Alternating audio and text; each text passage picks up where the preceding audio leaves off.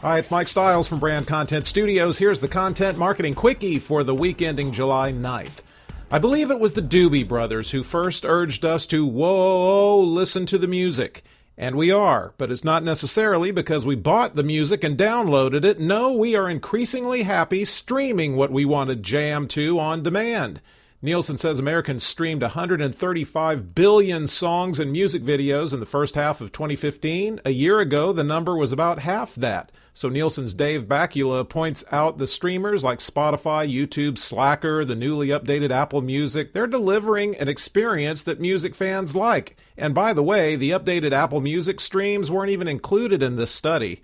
As for buying music, CD and digital album sales fell 4%, while digital song sales plunged 10.4%.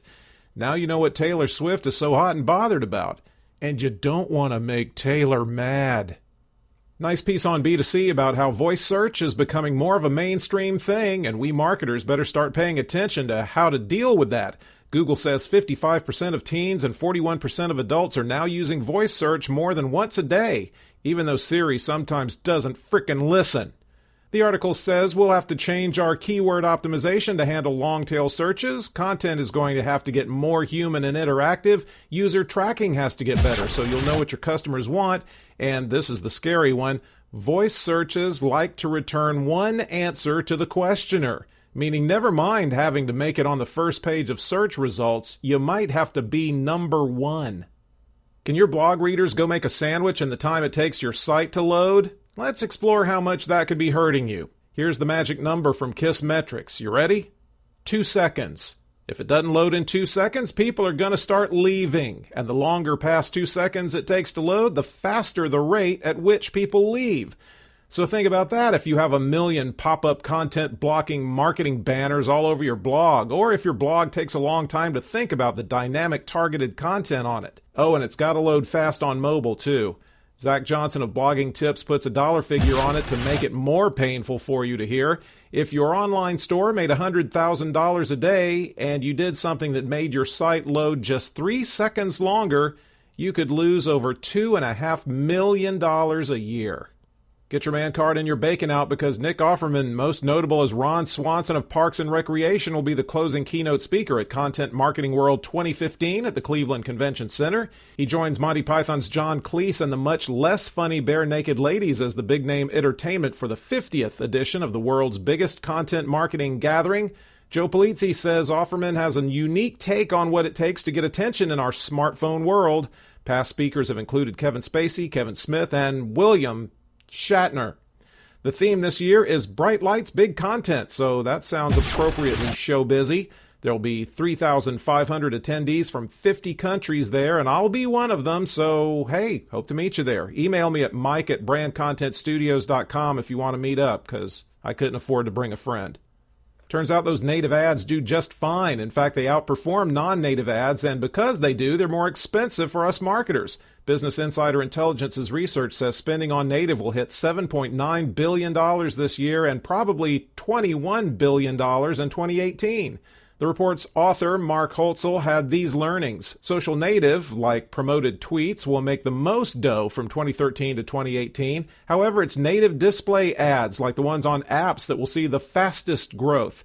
What do we want? That's right, click-through rates. And they're better on native ads, especially on mobile. Desktop CDR averaged 0.15% and native mobile got over 1%. As for how users feel about them, so far so good, but native ads have to be relevant to avoid any backlash. Psst, want to buy some digital and marketing asset management? Then go call Spinnaker Solutions, because they're now the exclusive North American reseller and implementation partner for BrandWorks. BrandWorks has the digital asset management and marketing asset management technology, and Spinnaker has the dedicated team servicing BrandWorks in the US and Canada, where BrandWorks would love to keep expanding. They're based in the UK. Of course, it's already not bad. 45% of the goodness comes from North America, with clients like Transitions Optical, Aetna Insurance, Gold's Gym, and Ally Financial. With all the content marketers have to distribute to more and more channels, management and automation is starting to sound pretty good. Influencers are important, but boy, they're tricky. At least that's what marketers told Software Advice when they did a survey of how things are going when it comes to finding and deploying brand advocates. First, let's go over what an influencer is.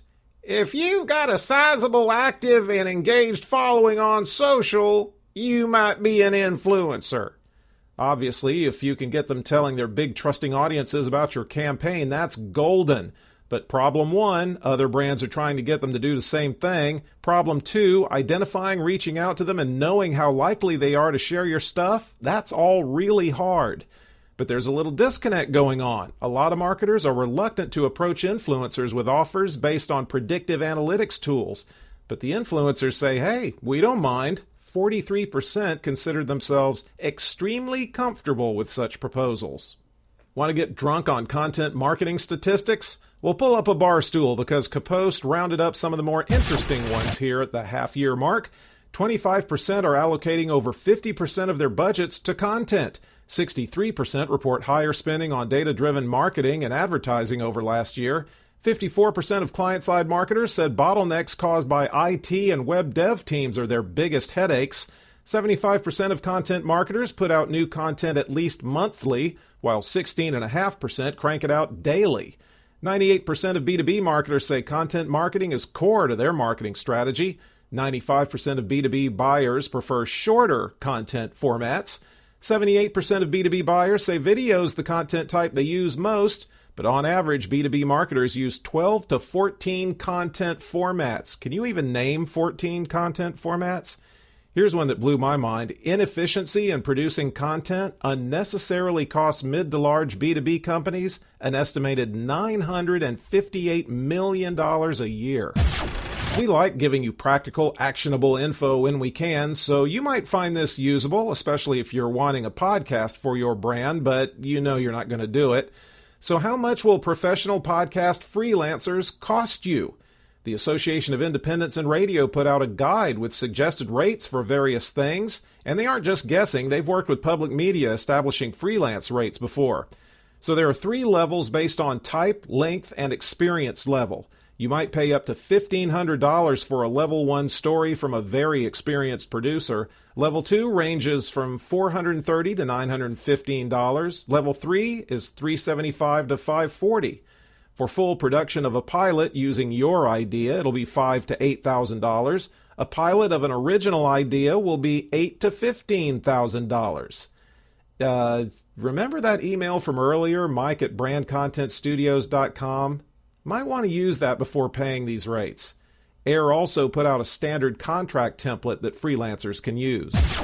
How would you like to know what your content's consumers want to see or read next? Avari's a predictive personalization company that thinks it has the answer for you with a platform called Next Best Content. You can insert content relevant to individuals into any email campaign and use whatever marketing platform you like to do it. You feel me? Well, that's inappropriate. But if you understand me, that means each recipient will get a piece of content chosen especially for them, based on their history, current activity, and predicted intent. Co-founder Kevin Dykes says Avari is positioned at the crossroads of the top 3 commercially important digital marketing trends of 2015: content marketing, big data, and marketing automation. You know how to get people to share your brand's content on social? You have to make them already love you before they see that content. What I'm saying is people are more likely to share content from brands they already like and are loyal to. That's what an Equity Group study shows. 63% admitted whether or not they share depends on where the content came from. If you're out there giving people bad experiences, you might even want to save your money making content, because 45% say they make it a point not to share anything from a brand they've had a bad experience with. Consumers, no matter what the platform, are more open to sponsored videos or posts than they are to traditional ads. Even still, marketers face a climb up a mountain of melting butter getting their videos seen. 67% of millennials will watch videos on friends or family's feeds. Only 21% will watch stuff from a brand. Ever hear of luxury trine? Well, then you aren't luxurious. Thank goodness you have me, Richie Rich, to tell you they launched an engagement app-driven promo and marketing platform for luxury brands, but particularly luxury brands with eco-friendly products and sustainable practices. That might sound like a mega niche to you, but it's a $355 billion market that's growing 10% annually.